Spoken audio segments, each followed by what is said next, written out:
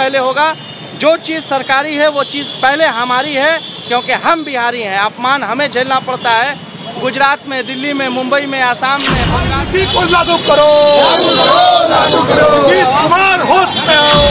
Party के द्वारा आयोजित आज 1 दिवसीय डोमिसाइल नीति के विरोध में और रेलवे ओवरब्रिज जो पाली मकरैन जोड़ता है उसके विरोध में जो 1 दिवसीय धरना आयोजित है, उसमें जो सरकार सबसे पहले डोमिसाइल नीति को हटाया है, जिसे हम लागू करने को लेकर लगातार यहाँ बैठे हुए हैं।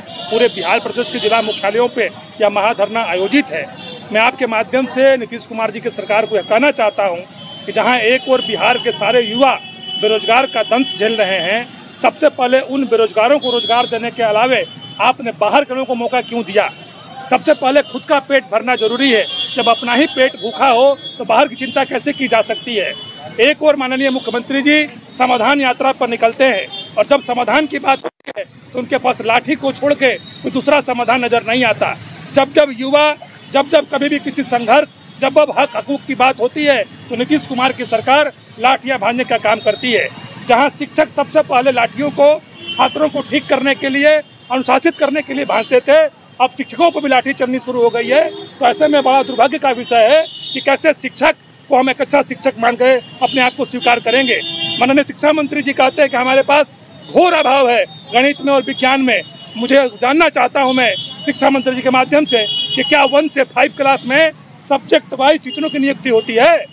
मैथ और साइंस की जरूरत 9वीं, 10वीं, 11वीं, 12वीं में अलग अलग पड़ती है। क्या प्राथमिक शिक्षक को भी अलग अलग वैकेंसी निकालनी पड़ेगी? एक से लेकर 5वीं तक का शिक्षक हर सब्जेक्ट पढ़ाने की क्षमता को रखता है। क्या इतना भी क्षमता विहीन उनके नेतृत्व में बिहार हो गया है? इसलिए हम सभी जन अधिकार पार्टी के सदस्य यह आग्रह करते हैं कि डोमिसाइल नीति को लागू करिए और केवल बिहारियों को मौका दीजिए ताकि हमारे बिहारी रोजगार को पाकर अपने बिहार को आगे बढ़ा सके। दूसरा, रेलवे ओवरब्रिज जिसका जन आंदोलन मैंने 6 तारीख को किया था, उसके विरुद्ध भी लड़ाई हम लोग लड़ रहे हैं। अगर 1 सप्ताह के भीतर केवल मोटरसाइकिल और साइकिल को चलने के लिए ओवरब्रिज चालू नहीं हुआ तो व्यापक जन संघर्ष किया जाएगा और 2 महीनों के भीतर अगर पुल चालू नहीं हुआ तो तमाम नेता कार्यकर्ता मिलकर रेल चक्का को जाम करेंगे और किसी भी कीमत पर जो शहरवासियों को कष्ट हो रहा है पाली पुल बंद होने के कारण उससे उसको निजात दिलवाएंगे। कुछ दिन पाली पुल में पानी का जल जमा हो गया था, बच्चे लोग नहा रहे थे और रील्स बना रहे थे। देखिए, रेलवे प्रशासन की जगह है तो फिर पानी का, देखिए रेलवे प्रशासन का इसमें दोष नहीं है। जब ही पाली पुल ब्रेकडाउन हुआ तो रेलवे के अधिकारियों ने जनहित की सुरक्षा को ध्यान में रखते हुए वहाँ बाउंड्री वाल कर दिया। गलती उनसे यह हुई, उन्होंने बाउंड्री वाल में एक छिद्र नहीं किया, एक पाइप नहीं लगाया ताकि भविष्य में बरसात आती तो पानी की निकासी उस पाइप के द्वारा हो जाती। या कहीं न कहीं भूल कंस्ट्रक्शन के समय उनसे हुई है। ये कोई बहुत बड़ा विषय नहीं है।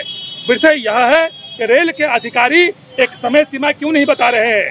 रेलवे पुल क्या इतना कमजोर है कि साइकिल और बाइक जाएगा तो फंस जाएगा? स्कूल खुल चुका है, तमाम बच्चे, छोटे छोटे बच्चे सुबह में अकोड़ी गोला होकर स्कूल जा रहे हैं, दलमेंद्र होकर स्कूल जा रहे हैं। क्या यह कष्ट कब साल बर्दाश्त करेगा? कब तक सारे कष्ट सहता रहेगा? इस पर अधिकारी क्यों नहीं जागते हैं? मैं आग्रह करना चाहता हूँ रेल के अधिकारियों से, SDM से कि आप एक संयुक्त बैठक करें और साइकिल और मोटरसाइकिल को चलने के लिए सबसे पहले शुरू करें। उसके बाद जितना जल्दी हो सके आप पुल को चालू कराइए ताकि छोटी गाड़ियाँ, बड़ी गाड़ियाँ जैसे चलती थी वैसे चला करें। इसी बिहार की धरती से, इसी बिहार की धरती के बुद्ध की धरती से दुनिया के विज्ञान को ज्ञान मिला है। और आप कहते हैं कि हाँ वो उस लायक होनहार छात्री नहीं है। पूरी दुनिया का भारत भर में या दुनिया भर में हर तीसरा आदमी जो बिहार का नाम रोशन करता है उसमें बिहार का योगदान है।